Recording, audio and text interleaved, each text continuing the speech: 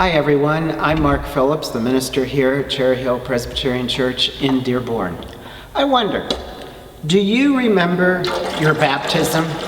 If you're like most of us, probably not, because most of us were baptized when we were maybe infants at best.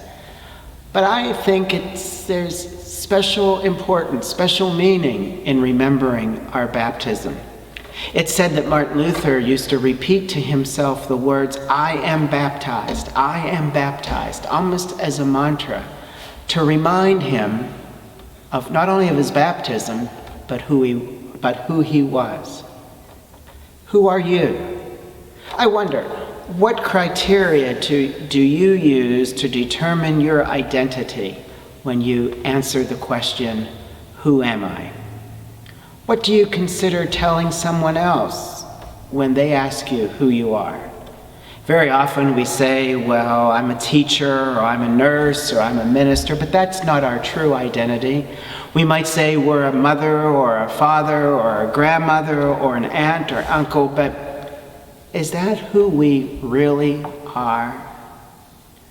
As I said, I think the answer to the question, who am I, is answered for all of us in the account of Jesus' baptism in the Gospels.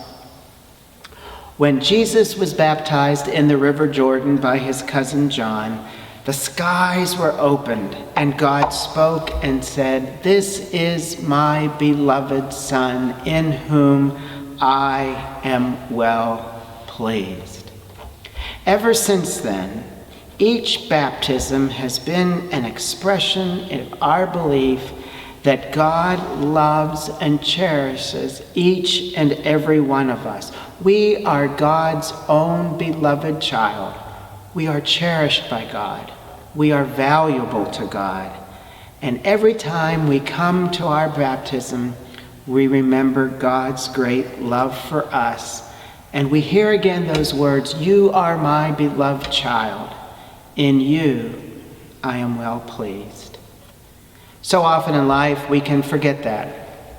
So often we have trouble hearing and claiming the promises made in our baptism. We find it hard sometimes to think that God could look at us and say, "You are my beloved, in you I'm pleased," because sometimes we don't feel very lovable and we're not very pleased with ourselves. Some of us have allowed the years to deafen us to that voice that spoke to Jesus and that spoke to us at our baptism.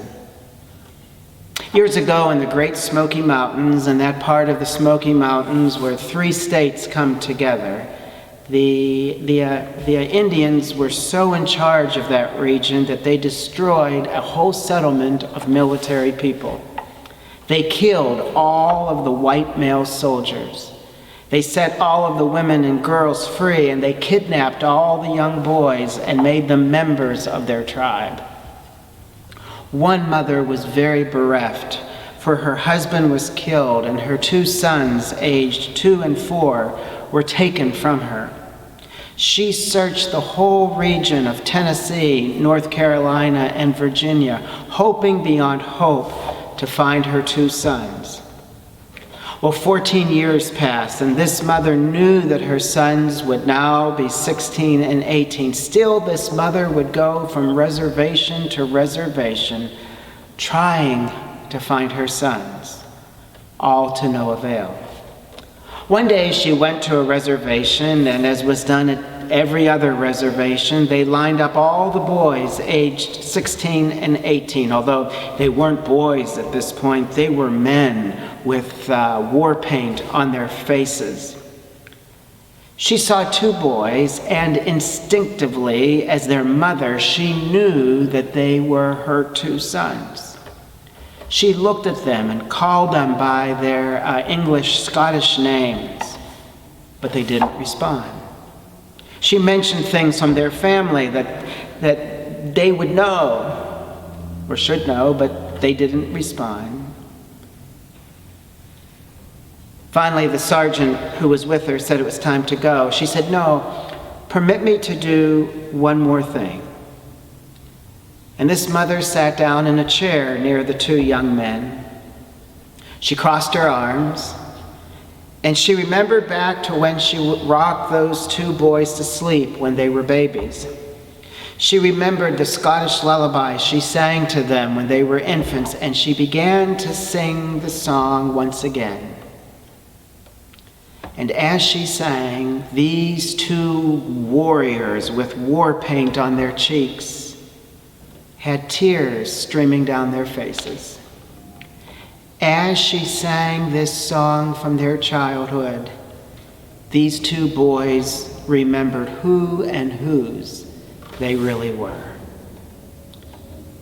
So the next time someone asks you, "Who are you?" or the next time you stand and look at yourself in the mirror and ask, "Who am I?" I hope that you will hear the voice of God singing to you the same harmony that God sang at your baptism. You are my beloved son and daughter. In you I am well pleased. You are the pride of my life. May it be so.